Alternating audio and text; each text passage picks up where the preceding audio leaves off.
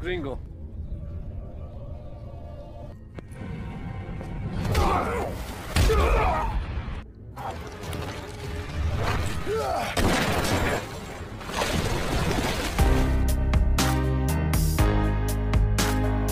Halo guys, apa kabar? Semoga sehat dan selalu bahagia.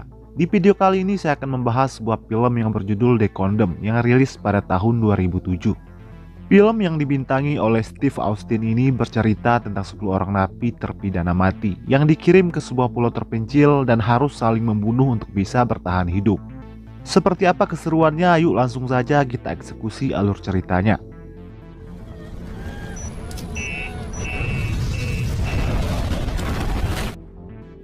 Film dibuka di sebuah penjara yang terletak di Belarusia. Terlihat para tahanan yang terdiri dari penjahat kelas kakap sedang berkumpul.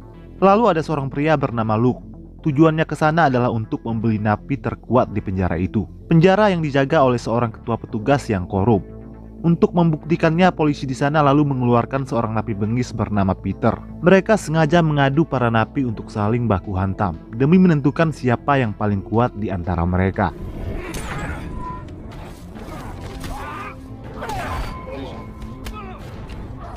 Tanpa disangka, aksi baku hantam tersebut tersambung secara langsung di sebuah studio film. Di sana terdapat banyak monitor yang menyala untuk menyeleksi napi terkuat di seluruh dunia. Semua ini didalangi oleh seorang sutradara ambisius bernama Ian Breckell. Dia adalah seorang miliarder yang sangat berambisi untuk membuat sebuah film action yang bisa ditonton secara live dan mampu menyaingi film-film dari Hollywood. Yang menarik adalah film yang akan dia buat tidak dibintangi oleh aktor atau aktris profesional, tapi diperankan oleh para napi terpidana mati. 10 napi terkuat yang sudah diseleksi tersebut akan dikirim ke sebuah pulau terpencil yang tak berpenghuni. Di pulau tersebut mereka akan bertarung dan saling membunuh satu sama lain, dan hanya menyisakan satu orang sebagai pemenang yang mampu survive atau bertahan hidup sampai akhir film. Breckell mengatakan kalau dia menginginkan napi tersebut dan menyuruh Luke untuk membeli Peter. Kemudian dia menemui Golby, teman sekaligus kameramen di proyek filmnya kali ini. Golby melapor kepada Breckell kalau dia telah selesai memasang kamera di setiap penjuru pulau. Di sana juga ada Julie, kekasih Breckell yang selalu setia menemaninya. Selanjutnya Breckell diwawancarai oleh seorang reporter bernama Donna mengenai proyek film terbarunya itu. Breckell mengatakan kalau filmnya hanya akan tayang di internet dan bukannya di bioskop. Donna lalu mengatakan kepada Breckell bahwa film yang dia buat adalah ilegal karena tidak seperti film pada umumnya, tapi lebih cocok disebut sebagai dokumenter pembantaian. Breckell berdalih kalau apa yang dia lakukan justru memberi kesempatan hidup bagi para napi terpidana mati tersebut. Di sela itu, dua orang kru, Bella dan Eddie, memberitahu Breckell bahwa kita kehilangan satu pemain utama. Breckell berang karena salah satu napi berkebangsaan Arab yang sudah dia seleksi telah tewas di penjara akibat suatu perkelahian. Kru lain kemudian mencari napi Arab pengganti yang berada di sebuah penjara Ecuador. Dia bernama Hasim.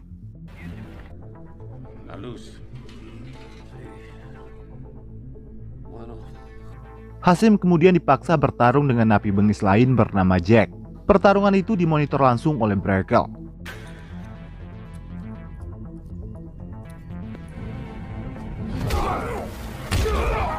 Jack mampu mengalahkan Hasim hanya dengan 2 pukulan saja. Menyaksikan hal itu, Breckell langsung tertarik dan menyuruh krunya untuk merekrut Jack sebagai pemain utama. Singkat cerita, 10 napi yang sudah diseleksi kemudian dikumpulkan. Breckell lalu menemui Jack dan mengatakan kalau dia berhasil membunuh peserta lainnya hanya dalam waktu 30 jam, maka Jack akan terbebas dari hukuman mati dan mendapat hadiah uang yang fantastis. Tapi Jack tidak tertarik sama sekali dengan tawaran tersebut, dan bahkan mengancam akan membunuh Breckell kalau dia bebas. Sakit hati karena diancam, Breckell lalu menyuruh Julie untuk memalsukan identitas Jack sebagai seorang teroris agar dia dibenci oleh penonton di seluruh dunia.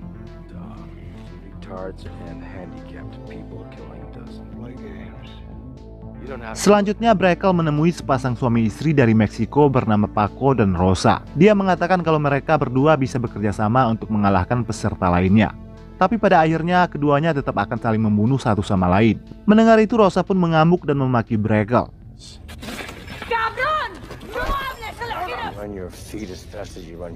Setelah itu Luke mengatakan kepada 10 peserta tentang peraturan-peraturan yang telah dibuat.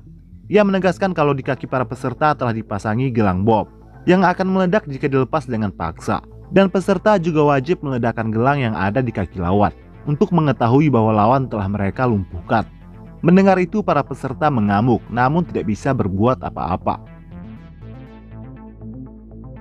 Setelah itu para peserta dibawa ke pulau menggunakan helikopter. Brackle yang berada di studio memastikan semuanya sudah siap karena film akan segera dimulai. Satu persatu napi dilepaskan di pulau itu, di titik tempat yang berbeda.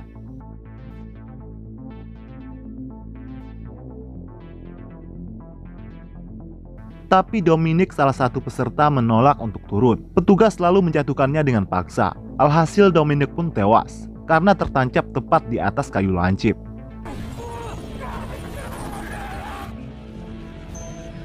Satu pemain mati sebelum berperang dan tinggal 9 pemain lagi yang tersisa.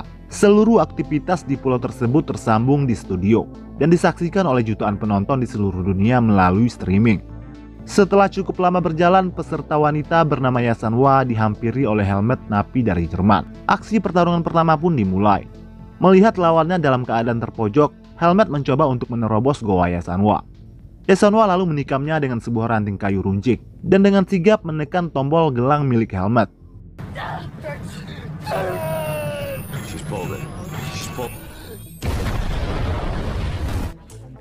Brackle dan kru yang menyaksikan dari studio bersorak gembira karena film yang mereka buat semakin seru dan jumlah penonton melonjak naik ke 5 juta views. Scene film lalu berpindah di pulau. Jack menghilangkan kunci borgolnya. Pada saat yang sama dia melihat Paco berlari mendekat ke arahnya. Jack mengira kalau Paco sengaja membututinya dari belakang, lalu dia menyergapnya. Tapi Paco malah menangis sejadi-jadinya. Paco berdalih kalau dia tidak berniat mengikuti Jack, tapi sedang mencari Rosa, istrinya. Lalu Jack melepaskannya. Sebagai ucapan terima kasih, Paco memberikan kunci borgolnya kepada Jack.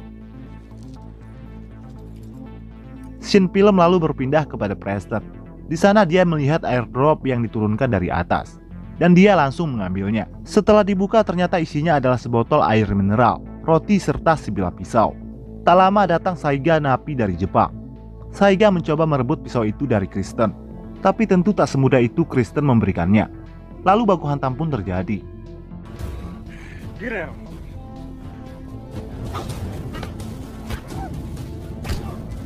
Tapi Kristen kewalahan melawan si napi Jepang tersebut. Lalu dia memutuskan untuk kabur. Saiga berusaha memburunya namun dia kehilangan jejak.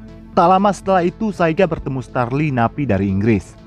Starly lalu menawarkan kerjasama dengan Saiga untuk menghabisi semua peserta lain. Mendengar penawaran yang saling menguntungkan tersebut, Saiga langsung menyetujuinya. Di lain sisi, Jack sedang menyusuri pulau untuk mencari jalan keluar. Dia dihadang oleh Peter, napi dari Estonia. Jack berusaha mengatakan kalau dia tidak ingin bertarung, tapi Peter malah menghajarnya. Pertarungan pun tak terelakkan lagi.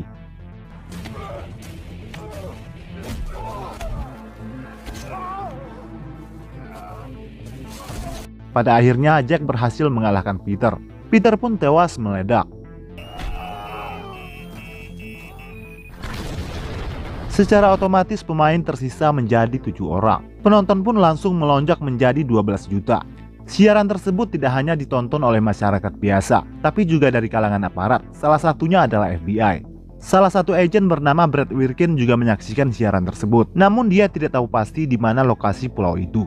Lalu rekannya mengatakan kalau nama asli Jack Conrad, napi yang berasal dari Amerika tersebut, adalah Jack Riley.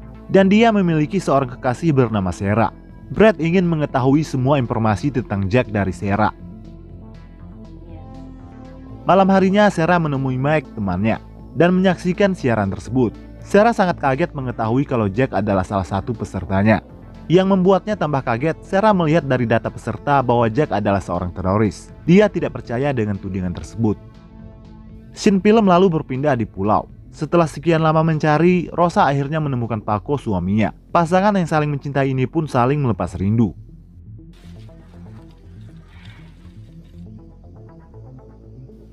Tak lama kebersamaan mereka dirusak oleh kehadiran Starly dan Saiga.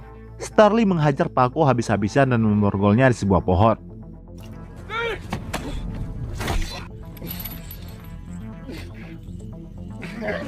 Tak sampai di situ, Starly juga memperkaos Rosa di hadapan Paco. Paco yang menyaksikan hal itu hanya bisa merauk. Sama halnya dengan Julie dan para kru yang menyaksikan dari studio. Keadaan studio menjadi hening sejenak, tapi jumlah penonton naik menjadi 15 juta.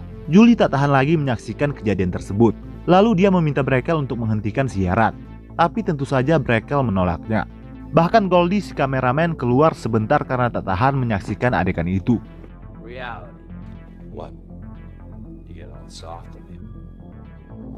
Setelah selesai dengan aksinya, Starly lalu membunuh Rosa dan meledakannya. Tapi Paco menghilang entah kemana. Malam pun tiba, Jack menemui Paco dalam keadaan sekarat dan mengalami patah kaki. Jack lalu menceritakan hal mengerikan yang dilakukan oleh Starly dan Saiga kepada Rosa. Dengan menangis, Paco memohon kepada Jack untuk membalaskan dendamnya, tapi Jack menolaknya. Dan dia berjanji akan membantu Paco agar tetap hidup. Jack mengatakan kalau dia akan menuju ke sebuah menara yang terletak di ujung utara pulau untuk mencari radio dan menghubungi Sarah kekasihnya.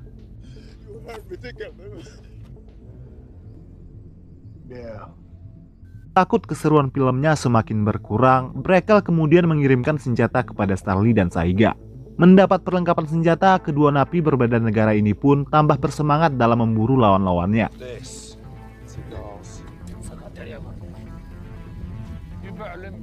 Sementara itu, Yasanwa berhasil merayu Kristen untuk mau bekerja sama dengannya. Jack menutup gelang GPS-nya dengan besi agar keberadaannya tidak bisa lagi dilacak. Dan benar saja, kru Brackle kehilangan jejaknya.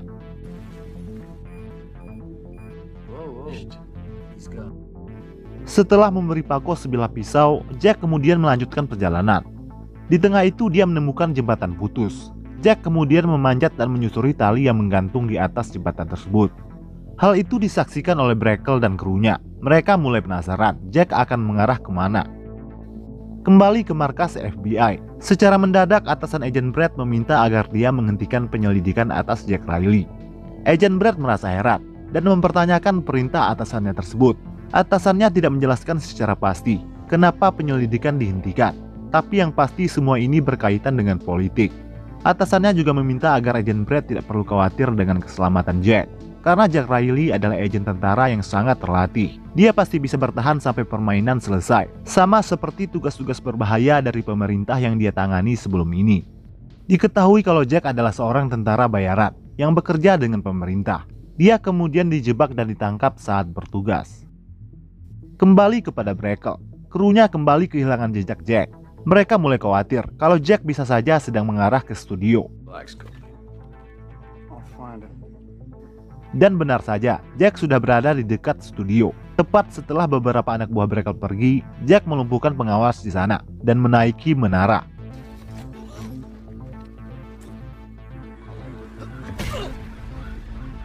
Dia berhasil menemukan radio dan langsung menghubungi Sarah. Jack kemudian memberitahu Sarah kode berangkas uang yang dia simpan di suatu tempat. Jack ingin Sarah dan anaknya memiliki uang tersebut. Sarah menolaknya dan mengatakan kalau dia sudah menghubungi FBI. Mendengar itu, Jack memberitahu koordinat di mana dia berada kepada Sarah. Pada saat yang sama, keberadaan Jack diketahui oleh Brackle. Dia kemudian menugaskan anak buahnya untuk memburu Jack.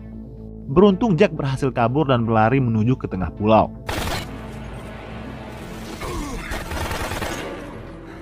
Lalu Sarah memberitahu tentang koordinat tersebut kepada Agent Brad.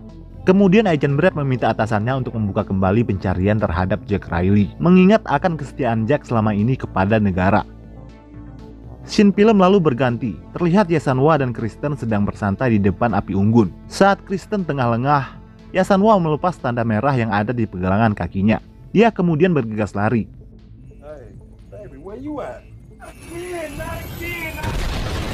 Dan pada akhirnya Kristen pun tewas meledak. Brackle lalu memindahkan kameranya ke arah Paco. Mereka melihat Starly dan Saiga sedang menghajar Paco dengan cara yang tragis. Golby yang tak tahan menyaksikan hal itu kemudian keluar. Julie lalu menghampirinya. Dia mengatakan kepada Golby, kita harus segera menghentikan semua ini. Mereka berdua lalu menyampaikan hal itu kepada Brackle. Dan jelas saja Brackle menolaknya dengan alasan penonton yang kian melunjak. Dia justru mengancam keduanya, hingga membuat Golby ketakutan dan dengan terpaksa kembali melanjutkan pekerjaannya. Karena dibutakan oleh ambisinya membuat film yang sukses, dengan tega dia menampar Julie, kekasih yang selama ini mencintainya dengan tulus.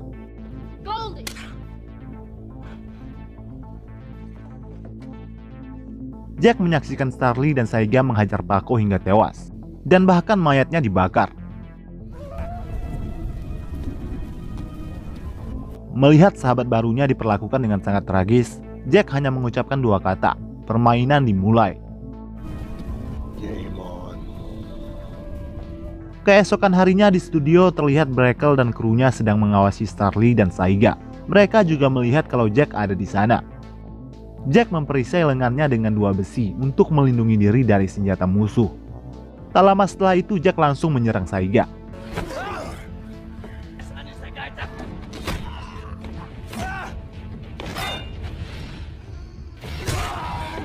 Saat Starly ingin memanahnya, Jack lalu bersembunyi di sebuah bunker, dan di dalamnya telah ada Yasanwa.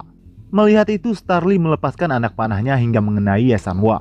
Lalu Saiga melempar molotov ke dalam bunker tersebut, hingga menyebabkan kamera yang terpasang di sana terbakar. Namun Yasanwa sudah putus asa.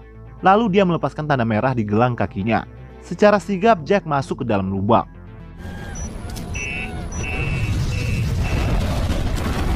Bunker meledak dan menewaskan Yasanwa.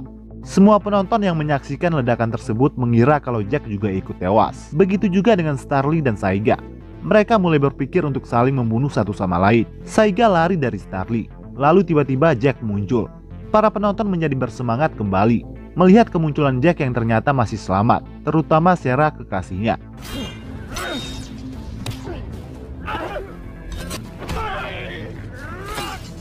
Di tengah itu Starly muncul. Pertarungan 2 lawan 1 pun terjadi.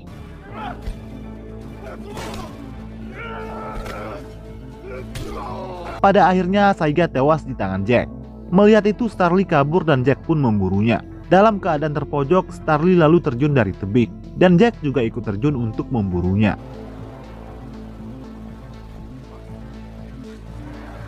Semua kru dan penonton tidak bisa melihat Jack dan Starly, karena di dalam air terjun tidak ada kamera. Kembali ke Jack, dia mencari-cari keberadaan Starly. Tiba-tiba helikopter datang dan menjatuhkan senjata di dekat Starly. Colby heran kenapa Brackle selalu membantu Starly.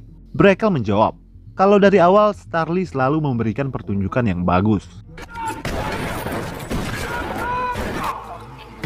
Dalam keadaan terdesak, Jack mencoba kabur dan Starly pun mengejarnya. Starly menembak bahu Jack dan membuatnya terjatuh ke dalam air. Dalam pencariannya, Starly memergoki 2 orang kameramen yang sedang bersembunyi. Lalu dia pun menembak keduanya hingga tewas. Saat Starly lengah, Jack muncul dan langsung menghajarnya.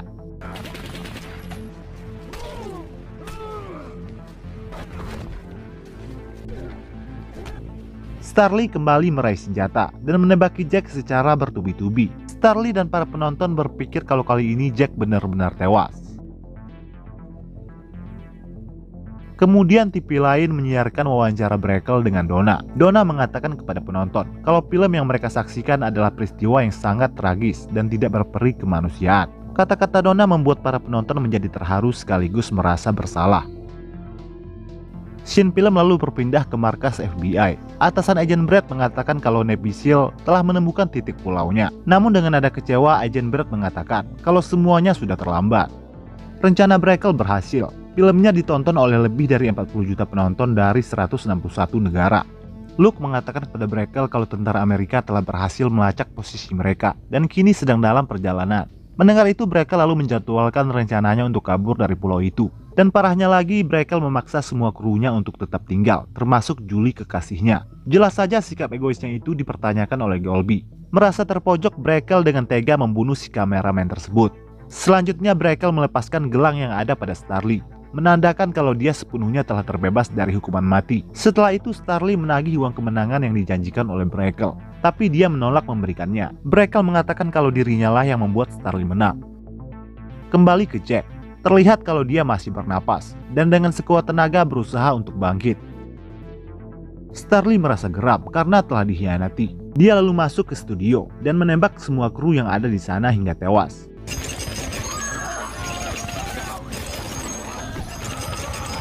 Pada saat yang sama Jack pun datang, namun dia dihadang oleh Luke dan Brackle. Beruntung Jack berhasil membunuh Luke, sayangnya Brackle kabur. Saat Starly mencoba untuk membunuh Julie, Jack pun muncul.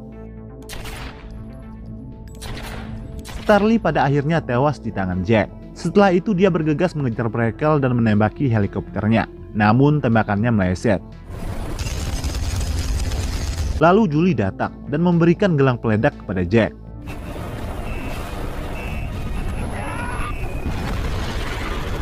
Dan dalam hitungan 10 detik Brackle tewas meledak. Setelah itu Julie memberikan kunci untuk melepaskan gelang yang ada di kaki Jack.